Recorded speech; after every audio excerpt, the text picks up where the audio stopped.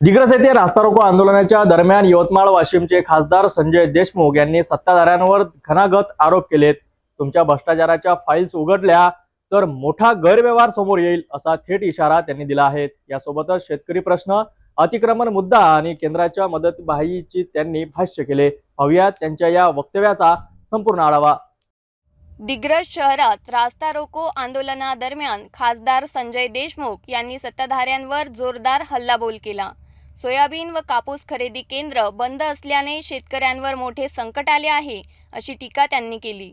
तुरीच्या दरात मोठी घसरण झाल्याने शेतकरी अडचणीत असून सरकार डोळेझाक करत आहे असा आरोप त्यांनी केला। शिवसैनिक आहे, अरे ज्या पद्धतीने या ठिकाणी तुम्ही वेगवेगळ्या पद्धतीने या ठिकाणी जे काही कामं चालू आहे, भ्रष्टाचाराच्या फाईली जर तुमच्या काढल्या, प्रचंड भ्रष्टाचार तुमच्या हातातून झालेला आहे। आम्हाला जास्त त्याच्या खोलात जाऊ नका, आम्ही सुद्धा जायला तयार आहे, परंतु आमच्या विशिष्ट लोकांना त्रास देण्याचा या ठिकाणी काही अधिकाऱ्यांना आम्ही सूचना करतो की आजपर्यंत आम्ही काही बोललो नाही। जर कायद्यानं एखाद्याचं अतिक्रमण होत असेल तर आम्ही त्याच्यात बोलणार नाही, परंतु हेतू परस्पर काही लोकांच्या अतिक्रमणाच्या बाबतीत तुम्ही पुढाकार घेत असाल तर रस्त्यावर तुमचा जबाब आम्ही विचारल्याशिवाय राहणार नाही। आणि शिवसैनिकांना सोबत घेऊन या ठिकाणी कायद्याची सुव्यवस्था जर जाग्यावर ठेवायची असेल तर सर्वांना सारखा न्याय मिळाला पाहिजे।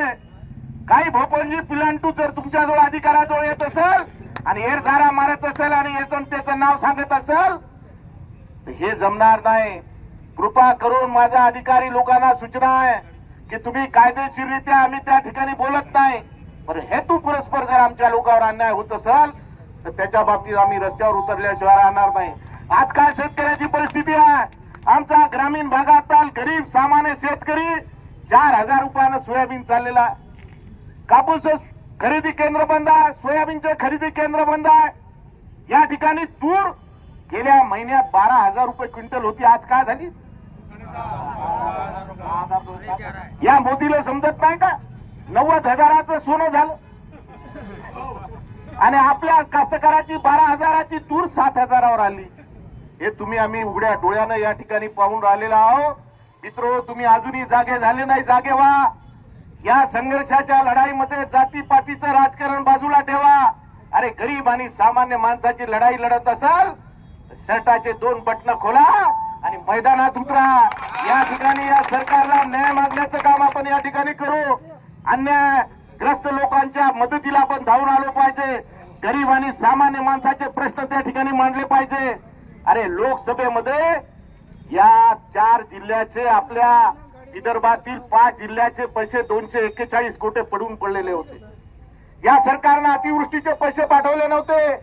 जसंही आपण लोकसभेमध्ये आवाज उठवला, ते लोक या ठिकाणी 241 कोटी रुपये परवाच्या दिवशी या ठिकाणी या सरकारनं पाठवले।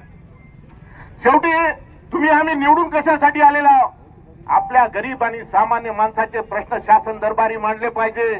अरे सत्ता सत्ता सत्ता, लोक म्हणते सत्तेत काही लोक। लोकसभेत आवाज उठवल्यानंतरच अतिवृष्टीसाठी 241 कोटीची मदत मिळाल्याचा दावाही त्यांनी केला।